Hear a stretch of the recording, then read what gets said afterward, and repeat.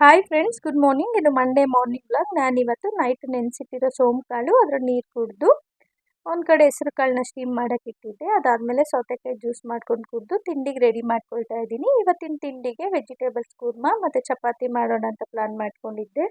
ನಾನು ಇದನ್ನು ಕುಕ್ಕರಲ್ಲೇ ಮಾಡ್ಕೊಳ್ತಾ ಇದ್ದೀನಿ, ಸ್ವಲ್ಪ ಬೇಗ ಆಗಲಿ ಅಂತ ಅಷ್ಟೇ. ಇನ್ನು ಚಪಾತಿ ಎಲ್ಲ ಪ್ಲಾನ್ ಮಾಡ್ಕೊಂಡಾಗ ಪಾಪುಗೆ ಸಪ್ರೇಟಾಗಿ ಟಿಫನ್ ಮಾಡ್ಕೊಡ್ಬೇಕಾಗುತ್ತೆ. ಅವಲಕ್ಕಿ ಚಿತ್ರಾನ್ನ ಮಾಡಿದ್ದೆ. ಅದಾದಮೇಲೆ ಹೆಸರು ಕಾಳಿಗೆ ಒಗ್ಗರಣೆ ಹಾಕಿಟ್ಟು ಅವರಿಗೆಲ್ಲ ಟಿಫನ್ ಪ್ಯಾಕ್ ಮಾಡ್ತಿದ್ದೀನಿ. ಇಷ್ಟು ಮಾಡೋಷ್ಟರಲ್ಲಿ 6:45 ಆಗೋಗಿತ್ತು. ನನಗೆ 7 ಗಂಟೆ ಅಷ್ಟರಲ್ಲಿ ಕ್ಲಾಸಿಗೆ ಹೋಗಬೇಕಿತ್ತು. ಸ್ವಲ್ಪ ಲೇಟ್ ಆಗೋಯ್ತು ಇವತ್ತು. ಎಲ್ಲ ಟಿಫನ್ ಎಲ್ಲ ಪ್ಯಾಕ್ ಮಾಡಿ ನನಗೂ ಚಪಾತಿ ಮಾಡಿಟ್ಟು ಕ್ಲಾಸ್ ಮುಗಿಸ್ಕೊಂಡು ಬಂದೆ. ಪೂಜೆ ಮಾಡಿ ನನಗೊಂದು ಹೆಸರು ಬೇಳೆ ಹಾಕಿ ಕೋಸಂಬರಿ ಮಾಡ್ಕೊಂಡಿದ್ದೆ.